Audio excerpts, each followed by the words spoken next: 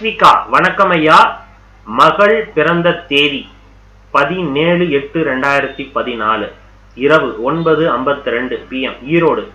மீன லக்னம், ரிஷப ராசி. மீன லக்னம், ரிஷப ராசி. ஓகே. 8இல் சனி செவ்வாய் சேர்க்கை. 7இல் ராகு. படிப்பு வாழ்க்கை எப்படி இருக்கும் அப்படின்னு கேட்டுக்கிறீங்க. சரி, பார்க்கலாம். உங்க ஜாதகத்தில் ரிஷப் மீன லக்னம் சொன்னாலே தெரிஞ்சிச்சு. 17/8/2014 சனி உச்சம். சரி, ரைட். 17/8/2014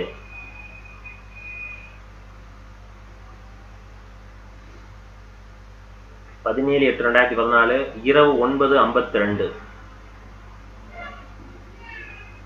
PM, ஈரோடு. சரிங்க. ஜாதகம் எஸ் மீன லக்னம், ரிஷப ராசி அண்ட் கிருத்திக நட்சத்திரம் 2ஆம் பாதம். இப்ப நடக்கும் திசை சந்திர திசை தான் போகுது. அடுத்தது செவ்வாய் திசை 2027க்கு அப்புறம். சரிங்களா? சரி, செவ்வாய் ராகு இதுதான் முக்கியமான காலகட்டங்கள்ல வருது உங்களோட ஜாதகத்துல. சரிங்களா? முக்கியமான பருவ காலங்கள்ல செவ்வாய் ராகு வருது. இப்ப சந்திர திசை என்ன ஆயிட்டு இருக்கு.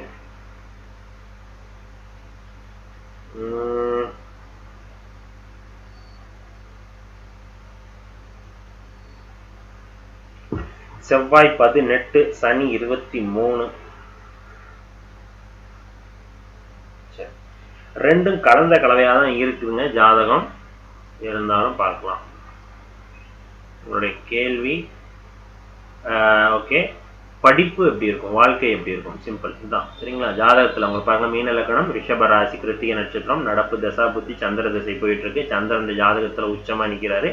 லக்னாதிபதி உச்ச குருவா நிக்கிறார். ஓகேவா? ஸோ இந்த 2 பாயிண்ட் ஓகே. அண்ட் சுக்கிரன் சந்திரன் பரிவர்த்தனை இந்த பாயிண்ட் ஓகேங்க. ஆனா உங்களுடைய கேள்வி சனி செவ்வாய் காம்பினேஷன். இந்த சனி செவ்வாய் காம்பினேஷன் எந்த ஜாதகத்துக்குனாலும் ஓகே, எந்த இடத்துல வேணாலும் சனி செவ்வாய் இருந்துக்கலாம். இந்த இடத்துல இருக்கக்கூடாது. காரணம் என்ன? இல்லைன்னா சனி செவ்வாய் மகர லக்னத்துல இருக்கக்கூடாது. சனி செவ்வாய் ஏன்னா இந்த 2 கிரகங்கள்ல ஏதாவது ஒரு கிரகம் அதிபலமா ஆயிடுச்சுன்னா அந்த கிரக சேர்க்கை அந்த இடத்துல பயங்கரமான கலவரம் அப்படிங்கிற மாதிரி இருக்கும். சனி செவ்வாயும் சேர்ந்துருச்சுன்னா அந்த இடம் ஒரு கலவர பூமி அப்படின்னு கூட எடுத்துக்கலாம். அந்த பாவகம் எந்தனாவது பாவகம் அப்படின்னு ரொம்ப முக்கியம். இப்ப இந்த 8வது பாவகத்துல 8வது பாவகமே கொஞ்சம் சரியில்லாதது இந்த ஜாதகத்துல. 8ஆம் பாவகம் சுக்கிரனுடைய வீடு. அந்த பாவகம் சனி செவ்வாயோடு சேர்ந்து என்ன பண்ணுது, அந்த பாவகத்தினுடைய பலனையும் சேர்த்து சனி செவ்வாயினுடைய பார்வையில இருக்கும் அப்படிங்கறத எடுத்துக்கணும். அதனால பெருசா பயப்படாதீங்க. இருந்தாலும் வேற வழி இல்லை. செவ்வாய் சனி கிட்டத்தட்ட பாருங்க ஒரு 5 டிகிரி 4-5 டிகிரில இணைகிறாங்க. ரெண்டும் இணைஞ்சு 2ஆம் பாவகத்தை பார்ப்பது பெருசா கல்வி அப்படிங்கறதுல இருக்காது. சரிங்களா? ஆனா லக்னம் பலமா நிக்குது, பயப்படாதீங்க. லக்னத்துல கேது, லக்னாதிபதி பலம், லக்னத்துக்கு குரு பார்வை, இவ்வளவு பார்வை நிக்குது. சரிங்களா? ஸோ அந்த ஒரு பாயிண்ட் ஓகே. உடல் ஆரோக்கியம் பெருசாலாம் பயப்பட வேணாம். செவ்வாய் திசையில உடல் ஆரோக்கியம் கண்ணாடி மாற்ற மாதிரி இருக்கும். படிப்புல ரொம்ப ஹார்ட் ஒர்க்லாம் போட வேணாம். அவர் எப்படி படிக்கிறாரோ அந்த இதுலயே விடுங்க. சரிங்களா?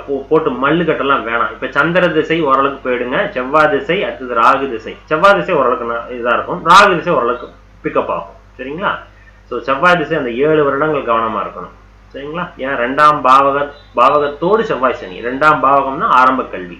ஸோ அப்ப அந்த இனிஷியலாவே அந்த செவ்வாயினுடைய தொடர்பு உள்ள வந்துருது. அப்ப அந்த காலகட்டங்கள்ல படிப்புல இடமாற்றத்தை கொடுக்கும். கல்விக்காக ஒரு ஸ்கூல்ல இன்னொரு ஸ்கூலு, ஸ்டடீஸ்ல கம்மியா போகும். சரிங்களா? பெரிய கான்சன்ட்ரேட் இருக்காது. இந்த மாதிரிதான் போகும். அதுக்காக வராத ஒன்றை நம்ம பிடிச்சி தொல்லை பண்ணிக்கிட்டே இருக்கக்கூடாது. ஸோ ஃப்ரீயா விடுங்க. ஜாதகத்தினுடைய கிரக நிலையின் அடிப்படையில் தான் போவார். ஜாதகம் லக்னம் பலமா நிக்குது கேதுவோட, லக்னாதிபதி பலமா நிக்கிறார் குரு. அந்த 5ஆம் பாவகம் சந்திரன் ஆட்சி, புத்தி நல்லா நிக்குது. சரிங்களா? ஸோ படிப்பு தான் வாழ்க்கையினுடைய உயரத்துக்கு முக்கியம் கிடையாதுங்க. புத்தி ஸ்தானம் பலமா நிக்குது. இப்ப நான் இந்த வீடியோல ஸ்டார்டிங்லேயே சொன்னேன், இதை விட பலமான ஜாதகம் படிக்கவே இல்லை. 5ஆம் கிளாஸ் ஸ்டார்ட்ல நினைக்கிறேன் அவரு. நான் படிக்கவே இல்லைங்க அப்படின்னு தான் சொன்னார். நான் எத்தனாவது கூட கேட்கறேன், படிக்கவே இல்லைங்க அப்படின்னா. ஆனா அந்த ஜாதகம் கோடீஸ்வர யோக ஜாதகம். வாய் பேச்சுல மட்டும் கோடீஸ்வர யோக ஜாதகம் இல்லைங்க, செயல்லையும் வந்துருச்சு. அவர் அந்த லிங்க்குக்கு போயிட்டாரு. ஃபாரின் கொலாபரேஷனோட ஏதோ ஒன்று ஸ்கிராப்பிங் வாங்கி விற்கிறதுக்கு வாங்குறதுக்கு அந்த லெவலுக்கு மூளை வேலை செய்யுது. லிங்கையும் பிடிச்சிட்டாரு. ஸோ சிறுக சிறுக சேர்க்கும் போது சில ஆயிரங்கள் லட்சமாகும், லட்சம் பல லட்சம் கோடி அந்த லெவலுக்கு கொண்டு போயிடும் அந்த ஜாதகம். அப்ப இது அவரோட முயற்சியா அந்த கிரகங்கள் அந்த வேலை செய்யுது.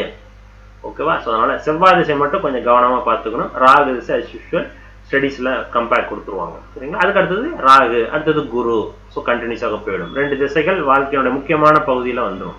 சனி திசை பின்னாடி பார்த்துக்கலாம். சரிங்களா? செவ்வாய் திசை மட்டும் ஸ்டடீஸ்ல கவனமா இருக்கணும், உடல் ஆரோக்கியத்தில் கவனமா இருக்கணும். மற்றபடி ஜாதகம் நல்ல ஜாதகம் தான். சரிங்களா? ரைட், நன்றி. ஏன் நான் நல்ல ஜாதகம் சொல்றேன்? லக்னாதிபதி பலமா நிற்கிறார், 5ஆம் பாவகாதிபதியும் பலமா நிற்கிறார், சந்திரன். இந்த 2 பாயிண்டே போதும் நல்ல ஜாதகம். சரிங்களா? சரி, போதும்.